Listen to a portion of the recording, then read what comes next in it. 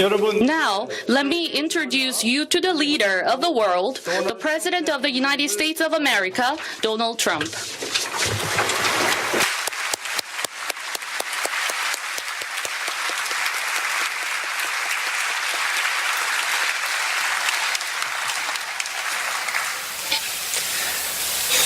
Assembly Speaker Chung, distinguished members of this Assembly, ladies and gentlemen, thank you for the extraordinary privilege to speak in this great chamber and to address your people on behalf of the people of the United States of America.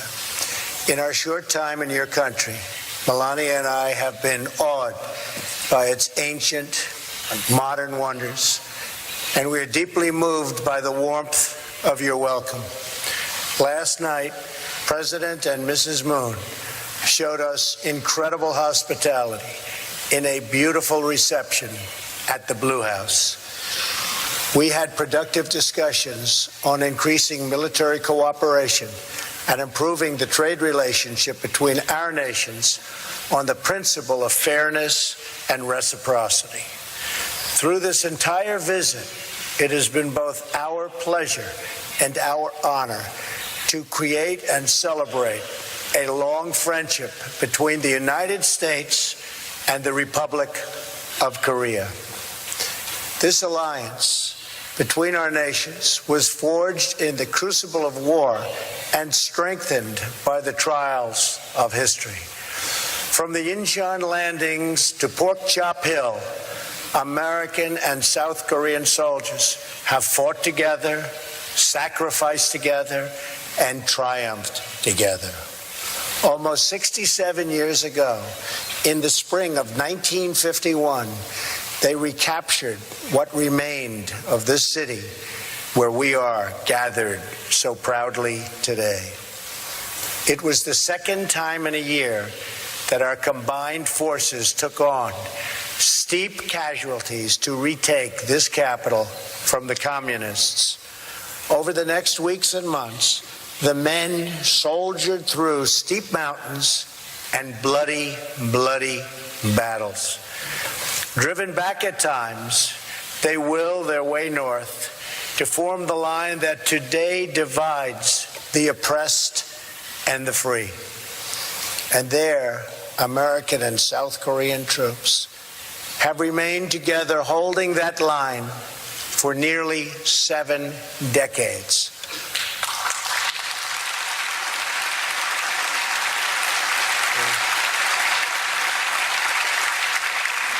By the time the armistice was signed in 1953, more than 36,000 Americans had died in the Korean War, with more than 100,000 others very badly wounded.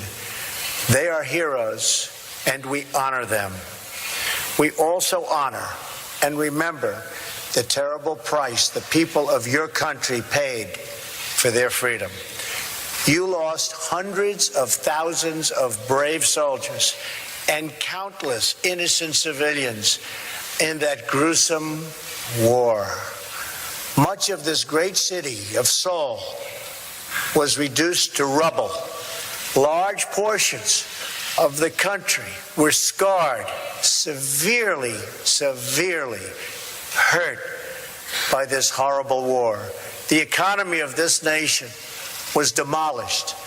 But as the entire world knows, over the next 2 generations, something miraculous happened on the southern half of this peninsula. Family by family, city by city, the people of South Korea built this country into what is today one of the great nations of the world, and I congratulate you.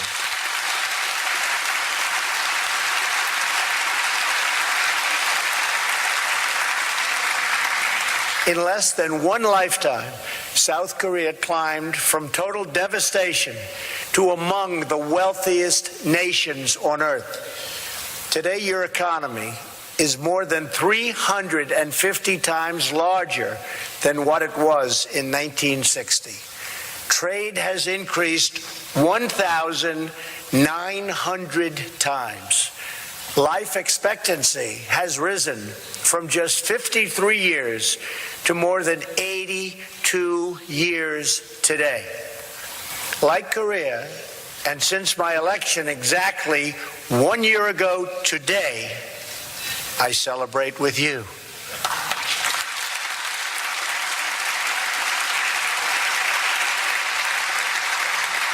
The United States is going through something of a miracle itself. Our stock market is at an all-time high.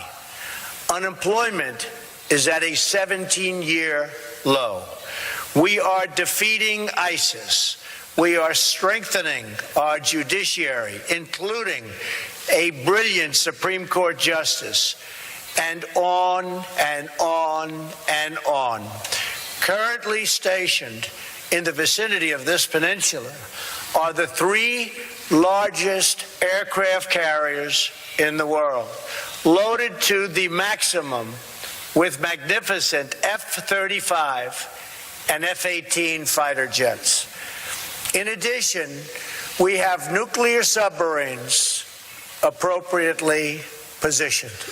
The United States, under my administration, is completely rebuilding its military and is spending hundreds of billions of dollars to the newest and finest military equipment anywhere in the world being built right now. I want peace through strength.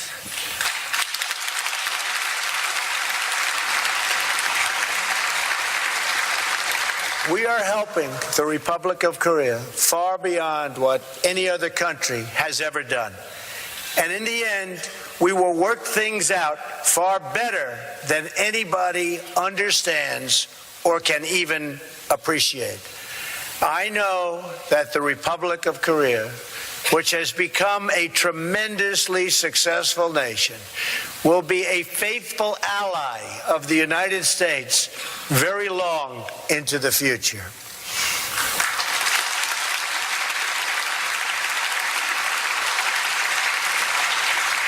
What you have built is truly an inspiration. Your economic transformation was linked to a political one. The proud, sovereign, and independent people of your nation demanded the right to govern themselves. You secured free parliamentary elections in 1988, the same year you hosted your first Olympics. Soon after, you elected your first civilian president in more than 3 decades.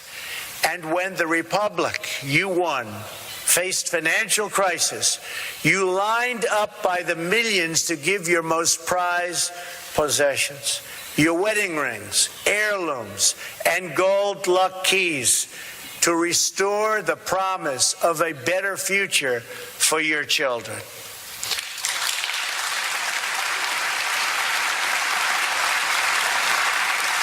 Your wealth is measured in more than money. It is measured in achievements of the mind and achievements of spirit. Over the last several decades, your scientists have engineered so many magnificent things. You've pushed the boundaries of technology, pioneered miraculous medical treatments, and emerged as leaders in unlocking the mysteries of our universe. Korean authors penned roughly 40,000 books this year. Korean musicians fill concert halls all around the world. Young Korean students graduate from college at the highest rates of any country. And Korean golfers are some of the best on earth.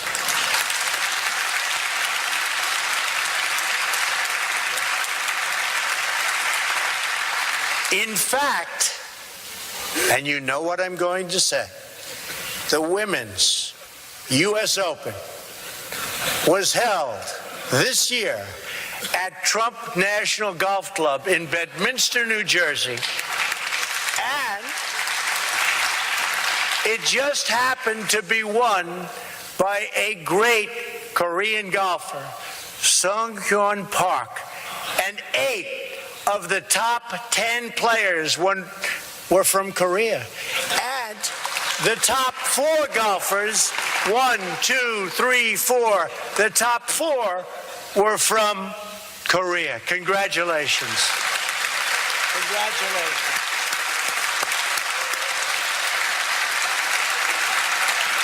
And that's something. That is really something. Here in Seoul, architectural wonders like the 63 building and the Lotte World Tower, very beautiful, grace the sky and house the workers of many growing industries. Your citizens now help to feed the hungry, fight terrorism, and solve problems all over the world. And in a few months, you will host the world, and you will do a magnificent job at the 23rd Olympic Winter Games. Good luck.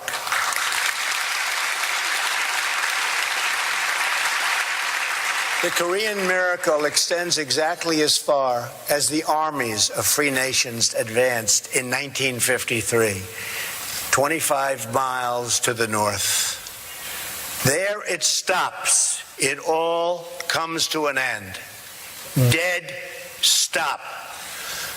The flourishing ends and the prison state of North Korea sadly begins. Workers in North Korea labor grueling hours in unbearable conditions for almost no pay. Recently, the entire working population was ordered to work for 70 days straight, or else pay for a day of rest. Families live in homes without plumbing, and fewer than half have electricity. Parents bribe teachers in hopes of saving their sons and daughters from forced labor. More than 1 million North Koreans died of famine in the 1990s, and more continue to die of hunger today. Among children under the age of 5, nearly 30% of afflicted and are afflicted by stunted growth due to malnutrition. And yet, in 2012 and 2013, the regime spent an estimated $200 million, or almost half the money that it allocated to improve living standards for its people, to instead build even more monuments, towers, and statues to glorify its dictators. What remains of the meager harvest of the North Korean economy is distributed according to perceived loyalty to a twisted regime. Far from valuing its people as equal citizens, this cruel dictatorship measures them, scores them, and ranks them based on the most arbitrary indications of their allegiance to the state. Those who score the highest in loyalty may live in the capital city. Those who score the lowest starve. A small infraction by one citizen, such as accidentally staining a picture of the tyrant printed in a discarded newspaper, can wreck the social credit rank of his entire family for many decades. An estimated 100,000 North Koreans suffer in gulags, toiling in forced labor, and enduring torture, starvation, rape, and murder on a constant basis. In one known instance, a 9-year-old boy was imprisoned for 10 years because his grandfather was accused of treason. In another, a student was beaten in school for forgetting a single detail about the life of Kim Jong-un. Soldiers have kidnapped foreigners and forced them to work as language tutors for North Korean spies. In the part of Korea that was a stronghold for Christianity before the war, Christians and other people of faith who were found praying or holding a religious book of any kind are now detained, tortured, and in many cases, even executed. North Korean women are forced to abort babies that are considered ethnically inferior. And if these babies are born, the newborns are murdered. One woman's baby, born to a Chinese father, was taken away in a bucket. The guard said it did not deserve to live because it was impure. So why would China feel an obligation to help North Korea? The horror of life in North Korea is so complete that citizens pay bribes to government officials to have themselves exported aboard as slaves. They would rather be slaves than live in North Korea. To attempt to flee is a crime punishable by death. One person who escaped remarked, "When I think about it now, I was not a human being. I was more like an animal. Only after leaving North Korea did I realize what life was supposed to be." And so, on this peninsula, we have watched the results of a tragic experiment in a laboratory of history. It is a tale of one people, but two Koreas. One Korea in which the people took control of their lives and their country and chose a future of freedom and justice, of civilization and incredible achievement. And another Korea in which leaders imprisoned their people under the banner of tyranny, fascism, and oppression. The result of this experiment are in, and they are totally conclusive. When the Korean War began in 1950, the two Koreas were approximately equal in GDP per capita. But by the 1990s, South Korea's wealth had surpassed North Korea's by more than 10 times. And today, the South's economy is over 40 times larger. So you started the same a short while ago, and now you're 40 times larger. You're doing something right. Considering the misery wrought by the North Korean dictatorship, it is no surprise that it has been forced to take increasingly desperate measures to prevent its people from understanding this brutal contrast. Because the regime fears the truth above all else, it forbids virtually all contact with the outside world. Not just my speech today, but even the most commonplace facts of South Korean life are forbidden knowledge to the North Korean people. Western and South Korean music is banned.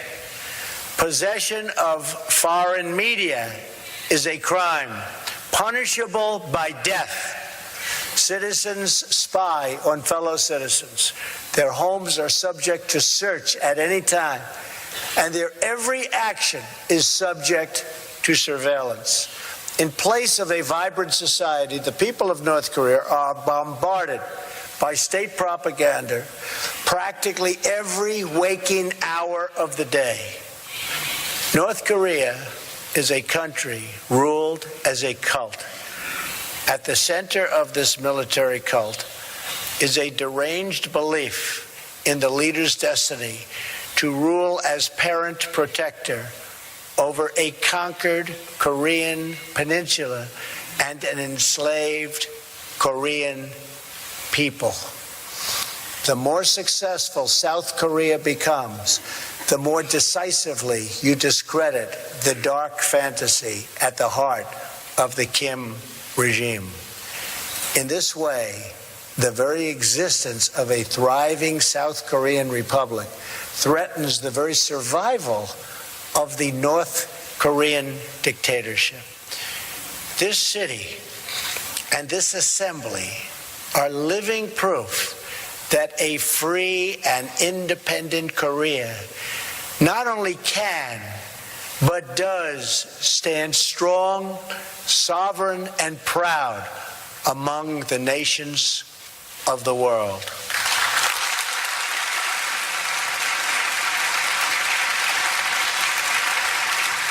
Here, the strength of the nation does not come from the false glory of a tyrant. It comes from the true and powerful glory of a strong and great people, the people of the Republic of Korea. A Korean people who are free to live, to flourish, to worship, to love, to build, and to grow their own destiny.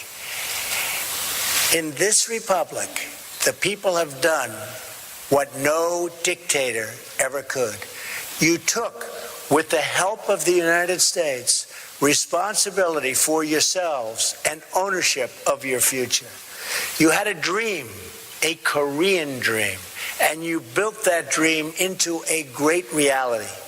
In so doing, you performed the miracle on the Han that we see all around us, from the stunning skyline of Seoul to the plains and peaks of this beautiful landscape.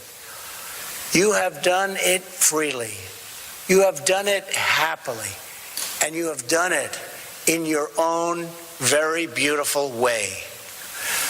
This reality, this wonderful place, your success, is the greatest cause of anxiety, alarm, and even panic to the North Korean regime.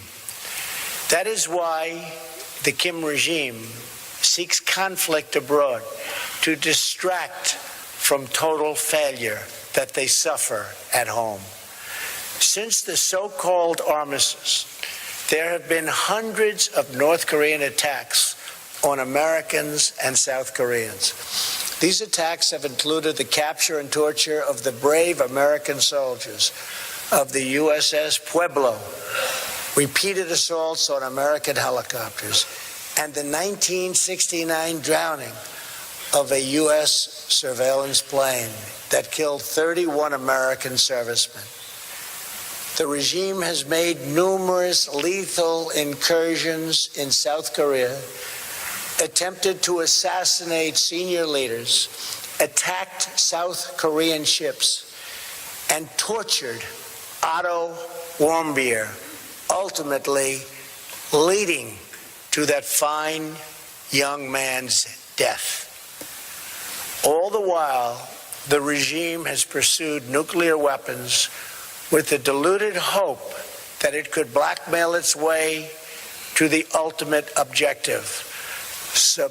And that objective we are not going to let it have. All of Korea is under that spell, divided in half.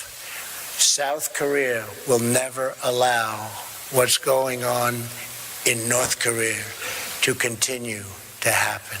The North Korean regime has pursued its nuclear and ballistic missile programs in defiance of every assurance, agreement, and commitment it has made to the United States and its allies. It's broken all of those commitments.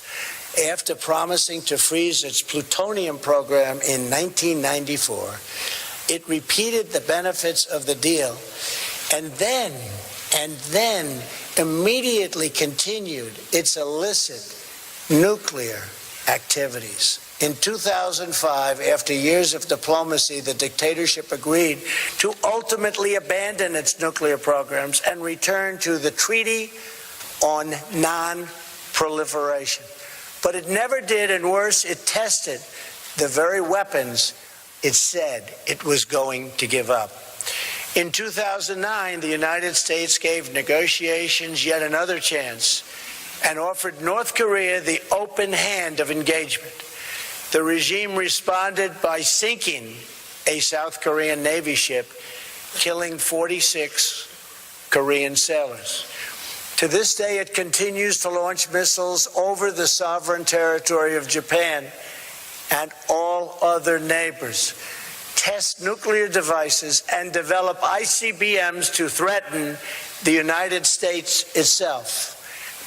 The regime has interpreted America's past restraint as weakness. This would be a fatal miscalculation. This is a very different administration than the United States has had in the past. Today, I hope I speak not only for our countries, but for all civilized nations when I say to the North, do not underestimate us and do not try us.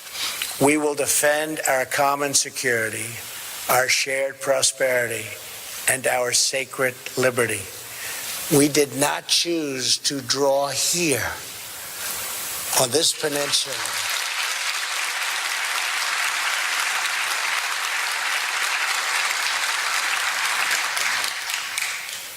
This magnificent peninsula, the thin line of civilization that runs around the world and down through time. But here it was drawn, and here it remains to this day. It is the line between peace and war, between decency and depravity, between law and tyranny, between hope and total despair. It is a line that has been drawn many times in many places throughout history. To hold that line is a choice free nations have always had to make. We have learned together the high cost of weakness and the high stakes of its defense. America's men and women in uniform have given their lives in the fight against Nazism, imperialism, communism, and terrorism. America does not seek conflict or confrontation, but we will never run from it.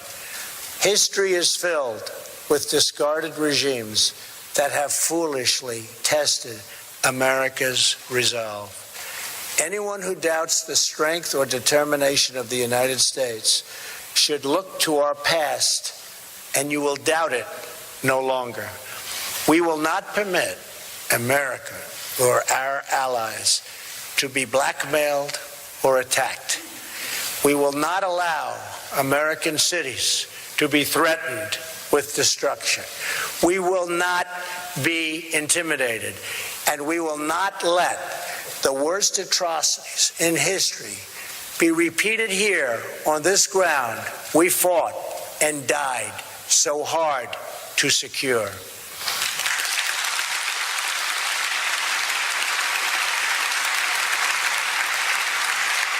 That is why I come here to the heart of a free and flourishing Korea with a message for the peace-loving nations of the world. The time for excuses is over. Now is the time for strength. If you want peace, you must stand strong at all times. The world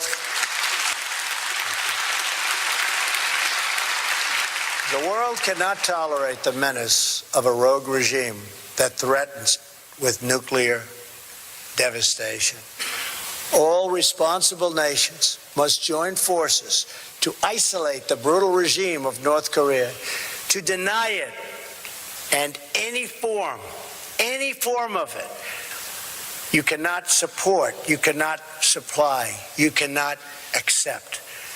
We call on every nation, including China and Russia, to fully implement UN Security Council resolutions, downgrade diplomatic relations with the regime, and sever all ties of trade and technology. It is our responsibility and our duty to confront this danger together, because the longer we wait, the greater the danger grows, and the fewer the options become.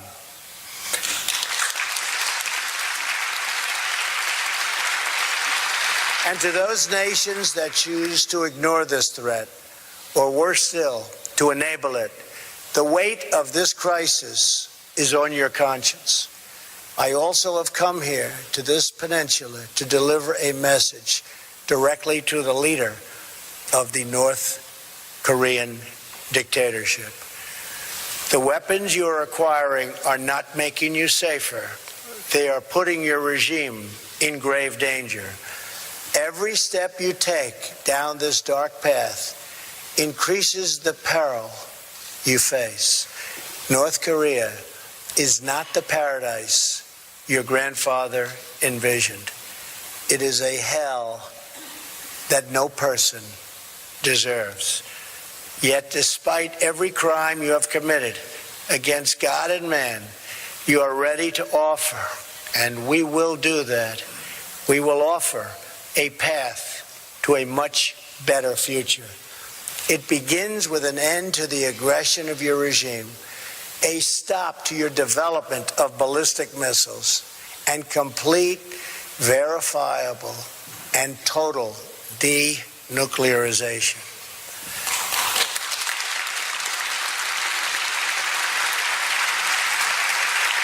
A sky-top view of this peninsula shows a nation of dazzling light in the south and a mass of impenetrable darkness in the north. We seek a future of light, prosperity, and peace, but we are only prepared to discuss this brighter path for North Korea if its leaders cease their threats and dismantle their nuclear program. The sinister regime of North Korea is right about only one thing. The Korean people do have a glorious destiny, but they could not be more wrong about what that destiny looks like. The destiny of the Korean people is not to suffer in the bondage of oppression, but to thrive in the glory of freedom.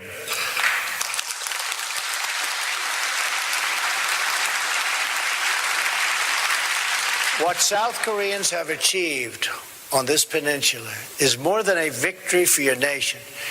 It is a victory for every nation that believes in the human spirit.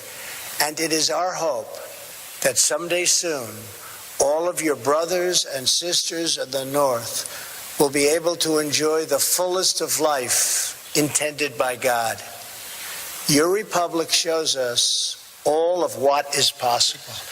In just a few decades, with only the hard work, courage, and talents of your people, you turned this war-torn land into a nation blessed with wealth, rich in culture, and deep in spirit. You built a home where all families can flourish and where all children can shine and be happy. This Korea stands strong and tall among the great community of independent, confident, and peace-loving nations. We are nations that respect our citizens, cherish our liberty, treasure our sovereignty, and control our own destiny. We affirm the dignity of every person and embrace the full potential of every soul. And we are always prepared to defend the vital interests of our people against the cruel ambition of tyrants. Together we dream of a Korea that is free, a peninsula that is safe, and families that are reunited once again. We dream of highways connecting north and south, of cousins embracing cousins, and this nuclear nightmare replaced with the beautiful promise of peace. Until that day comes, we stand strong and alert. Our eyes are fixed to the north and our hearts praying for the day when all Koreans can live in freedom. Thank you. God bless you. God bless the Korean people. Thank you very much. Thank you. Thank you very much.